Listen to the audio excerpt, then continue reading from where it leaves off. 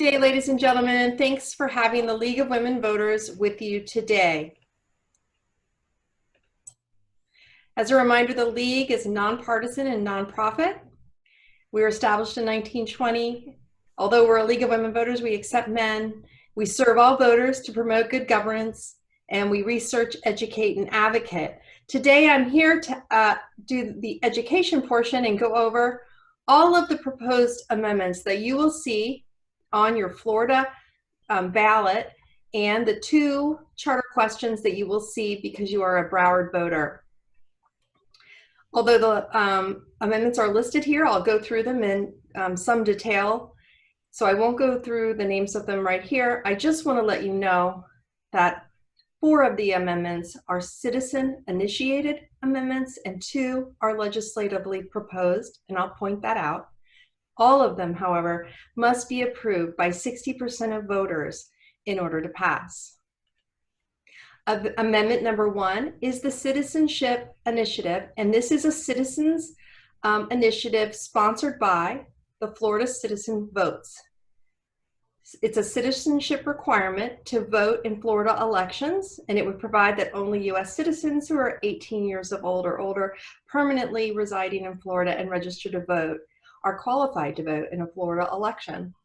It really just changes a couple words of the Florida Constitution from every citizen of the United States to only a citizen of the United States. The pro to this amendment is that it clarifies the wording to remove the possibility of voting by undocumented persons. The con of this amendment is that it's an unnecessary language change. Amendment 2 is another Citizens Initiative amendment about the minimum wage, and it was sponsored by the Florida for a Fair Wage. It would increase the state's minimum wage to $15 per hour by 2026. It would raise the minimum wage on September 3rd, 2021 to $10 an hour, and thereafter it would be an increase of $1 per hour until the $15 per hour is reached in 2026. After that, the future increases revert back to being adjusted annually for inflation. As a reminder, the current Florida wage is $8.56 per hour. The pro to this amendment is that it would allow minimum wage workers in Florida to earn enough to afford basic household necessities, including housing, food, transportation, childcare, and health care. The cons to this amendment would be added expenses will hurt businesses, less hiring, fewer hours, labor costs passed on to consumers. Amendment 3 is about the open primary. It is again a citizens initiative sponsored by All Voters Vote, Inc. It would allow all registered voters to vote in primaries regardless of their political party affiliation and establish a top 2 open primary system for state offices. All candidates for any given office would appear on the primary ballot, and then the 2 highest vote getters would advance to the general election. This could mean that 2 Republicans or 2 Democrats could face off in a general election. If only 2 candidates were to qualify for a particular office, they would not appear on the primary ballot, and the winner would be determined on the general ballot. The candidate's party may or may not be listed on the ballot, and if this amendment passes, it would take effect on January 1st, 2024, or the next presidential election year. The pros to this amendment: this is a necessary step to bring nonpartisan voters into the process. All voters could vote in primary election regardless of their party affiliation. The con: this is a detrimental to the political system. There are better ways to make the process more equitable than this, quote, top 2 system. It doesn't open primaries, but instead effectively eliminates primaries by pitting candidates from opposing parties against one another before the general election. It could suppress the Black representation in the legislature. Amendment 4 is another citizens initiative sponsored by Keep Our Constitution Clean, PC, and it is about voter approval of constitutional amendments. If it passed, it would require that constitutional amendments be approved by voters in 2 successive elections to become effective.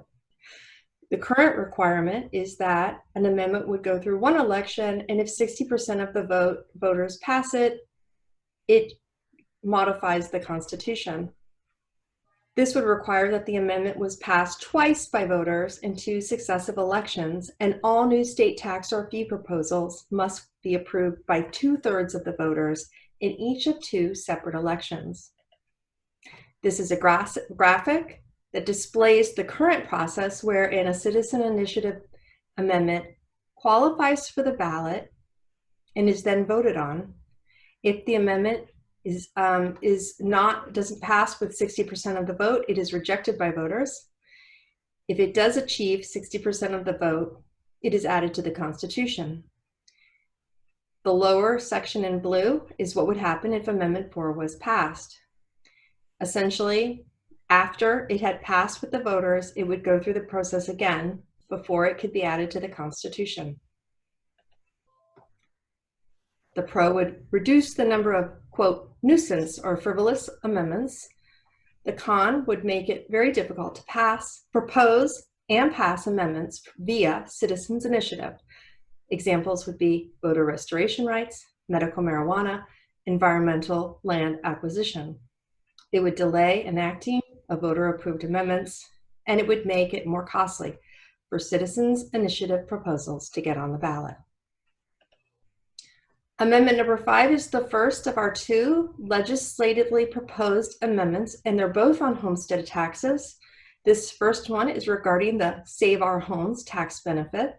It would increase the period during which a person may transfer Save Our Homes from 2 years to 3 years. This amendment passed with 100% approval in the House and Senate. The pro is that it would allow more time for homeowners to purchase a new home, yet still transfer their Save Our Homes benefit. And as a reminder, the Save Our Homes benefit limits yearly homesteaded property assessments increases to no more than 3%. The con would be local governments would lose some money. Statewide estimates, 1.8 million reduction in 2021, eventually growing to an annual reduction of 10.2 million. Amendment number 6 is specifically about veterans tax discount, and it would allow homestead property tax discount to be transferred to the surviving spouse of a deceased veteran with permanent combat-related disabilities. The exemption would continue to be equal to the percentage of partial or total permanent disability of the veteran. Again, this amendment was approved and passed by 100% of both the Florida House and Senate.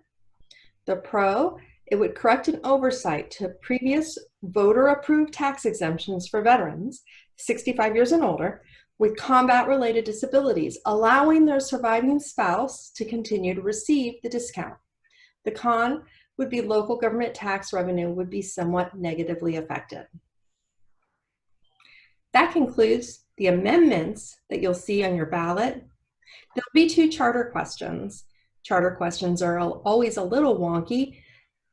This one, if approved, it would approve a special law enabling the county administrator to continue serving as an ex officio clerk of the county commission, enabling the county to continue serving as auditor and custodian of all county funds. These duties were outlined in the Broward County Charter passed by voters in 1974. The key bullet here is this charter question, if passed, would reverse the effect of a 2018 Florida state amendment, which required transferring these duties to the clerk of the courts effective January 1st, 2025. If Broward County voters pass this charter question, which would require 50% plus 1, the clerk of the court duties remain as outlined in the current charter with the additional duty of county recorder. Broward Charter Question number 2 would allow county ordinances to supersede conflicting municipal ordinances for those transportation projects funded wholly or in part by the 2018 voter-approved transportation surtax. When you see the word municipal, you can think of the word city. County ordinances regulating the zoning, permitting, construction, operation, or administration for utilizing selected transportation site would prevail over local municipal or city ordinances. The county would be required to hold a public hearing in the city to fully explain the plan, and any buildings erected on the site would have to adhere to the existing city aesthetic scheme. Again, this charter question would have to achieve 50% plus one of the vote in order to pass. That concludes this presentation on the Florida state amendments and the Broward County charter questions. Thank you so much for having the League with you today.